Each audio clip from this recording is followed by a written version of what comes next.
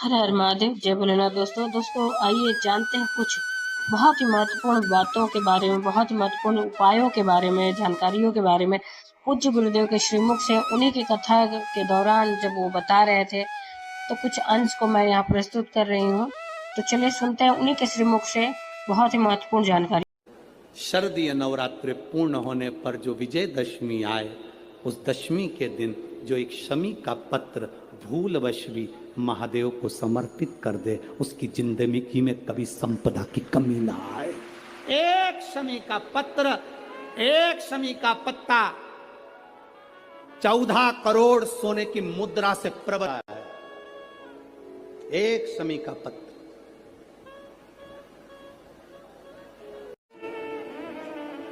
वर्तंतु कौत्स से कहे मुझे 14 करोड़ सोने की मुद्रा चाहिए। गुरु परीक्षा लेता है। गुरु परीक्षा की घड़ी में ऐसा सामने आता है कि परीक्षा लेने लगता है।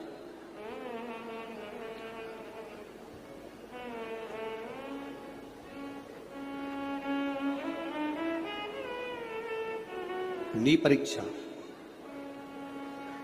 14 करोड़ सोने की मुद्रा। कौश गया तुरंत राजा रघु के पास। राजा रघु से कहा, महाराज 14 करोड़ सोने की मुद्रा मेरे गुरु जी को देना है, मैं ब्राह्मण का बालक हूं, आप दे दो। राजा रघु ने कहा, 14 करोड़ सोने की मुद्रा देने के लिए मना नहीं, पर मैंने अभी यज्ञ करा था, उस यज्ञ में मैंने सोने की मुद्रा सब संतों को, ब्राह्मण जन को बांटी है। मेरे पास में इतनी मुद्रा नहीं, थोड़ी बहुत निकल जाएगी, 1 करोड़ दे दूंगा, 14 करोड़ कहां से लाऊं? राजा रघु ने कहा, पर ब्राह्मण मेरे दरवाजे से खाली ना जाए, रुकिए, मैं इंद्र पर आक्रमण करता हूं। गुरु गुरु है, इंद्र पर आक्रमण करता हूं। राजा रघु ने इंद्र पर सेना तैयार कर आक्रमण करना प्रारंभ करा। इंद्र का सिंहासन डोलने लगा। इंद्र दौड़ते दौड़ते भगवान ब्रह्मदेव के पास में गए।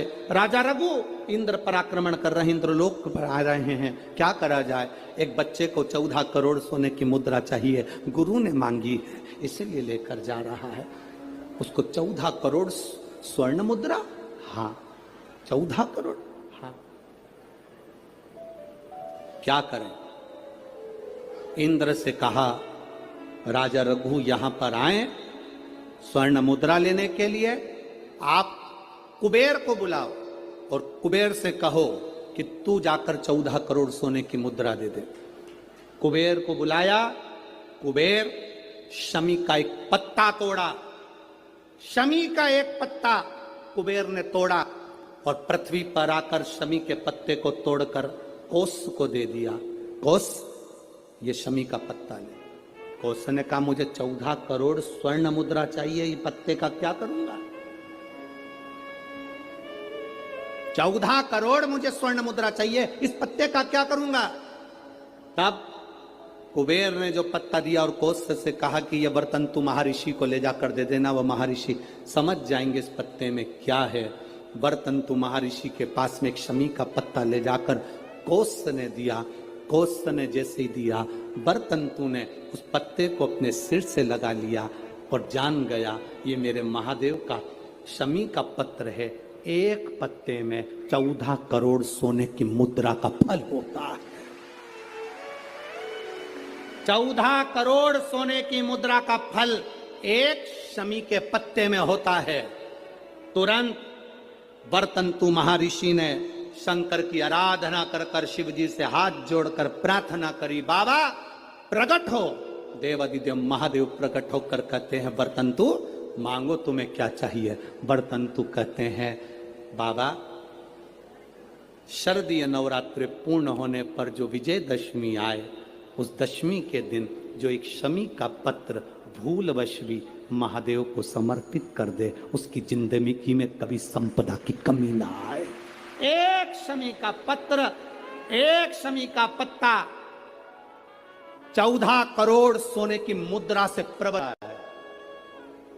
एक शमी का पत्र।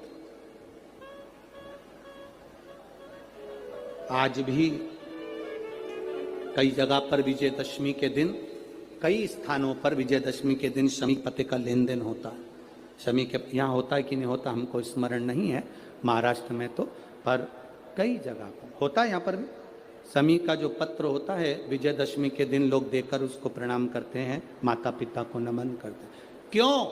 आप अपने बच्चे हो, आपसे पूछेंगे, आपकी औलाद आपसे पूछेगी, आपके आने वाली पीढ़ी आपसे पूछेगी, माँ ये कौन सा नाटक बनाकर रखा है तुम लोगों ने? शमी का पत्ता दे, शमी का पत्ता ले, मिलने जाओ तो शमी का पत्ता क्यों लिया दिया जाता है? बच्चे पूछेंगे। आज की पीढ़ी बहुत प्रश्न करती है, उसको उत्तर देना पड़ेगा कि एक पत्ते में 14 करोड़ स्वर्ण मुद्रा का फल होता है। एक शमी के पत्र में आज के बच्चे जो प्रश्न करेंगे उसका उत्तर देने के लिए तुम्हें तैयार रहना पड़ेगा। उस उत्तर को तुम्हें देना पड़ेगा कि ये शमी का पत्र विजयदशमी पर क्यों लेन देन किया जाता है, शमी का पत्र क्यों शिव के मंदिर में जाता है, शमी के पत्र की मूलता क्यों होती है, इसको समझाना। एक शमी पत्र में वो फल है। और केवल यही नहीं, शमी के वृक्ष के नीचे, बेलपत्री के वृक्ष के नीचे अगर भूल से भी बच्चा, बूढ़ा, कोई व्यक्ति एक पार्थिव शिवलिंग का निर्माण कर लेता है, भूलवश भी उस पे जल समर्पित कर देता है, भूलवश भी उसके भाव से पुष्प या शमी पत्र या बेलपत्र भी चढ़ा देता है, तो वो इस संसार में कहीं ना कहीं सुख भोगता ही है, उसके जीवन में दुख नहीं। शमी पत्र की मूलता जो दिया अखंड जलता है उसकी बाती का मुख दक्षिण का नहीं होना चाहिए। अगर आपने देवी भागवत का स्मरण कराओ, देवी भागवत को अगर सुना हो, तो देवी भागवत में स्पष्ट किया गया कि पूर्व की ओर मुख करा हुआ दिया, अर्थात पूर्व की ओर ज्योत जो जलाई जाती है वो संपदा की वृद्धि करती है। पश्चिम की ओर मुख कर कर जो ज्योत लगाई जाती है महाराज, वो वैभव को देती है। और उत्तर की ओर जो मुख कर कर ज्योत जलाई जाती है, उत्तर की ओर जो ज्योत का मुख रहता है, वो आयु की वृद्धि करती है, घर में अकाल मौत को रोकती है।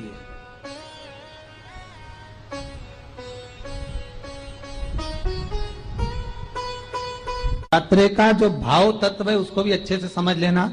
दक्षिण की ओर ज्योत ना लगाएं। अगर आपको लगाना है पूरब की लगाएं, पश्चिम की लगाएं या उत्तर की लगाएं। और जितने दिन महारानी जगदम्बा जगतधात्री दुर्गा भवानी, अब की बार माता जी घोड़े पर आई है। हर बार देवी बदल बदल के आती है, इस बार जो नवरात्रे आए वो घोड़े के आए। तो घोड़े पर जो देवी जी आती है वो समृद्धि को देने वाली आती है, लक्ष्मी की वृद्धि करने वाली आती है। जैसी घोड़े की रफ्तार होती है उस रफ्तार से लक्ष्मी घर में आती है। कमाई के स्रोत रोक दिया, धन रोक दिया, चिंता मत करना। मेरी मां जगत जननी दुर्गा भवानी अब की बार घोड़े पर आई है। साल भर में इतना धन दे देगी कि आपने पीछे के 4 साल में नहीं कमाया होगा, इतनी मेरी मां भंडार भर देगी। ये घोड़े पर आई है, कोई साधारण नहीं हो सकता। तो उम्मीद करते हैं जानकारी आपको अच्छी और उपयोगी लगी होगी। अगर अच्छी और उपयोगी लगी तो एक लाइक छोटा सा अवश्य करिए। आप पहली बार मेरे चैनल पर आए तो मेरे चैनल को सब्सक्राइब करिए, बेल नोटिफिकेशन अवश्य दबाइए, जिससे आने वाले वीडियो आपको समय से प्राप्त होते हैं। दोस्तों कोई भी प्रश्न या सुझाव कमेंट बॉक्स में लिख सकते हैं। फिर मिलते हैं दोस्तों एक नई जानकारी के साथ नए वीडियो में। तब तक के लिए जय भोलेनाथ, हर हर महादेव, श्री शिवाय नमस्तुभ्यम। धन्यवाद दोस्तों।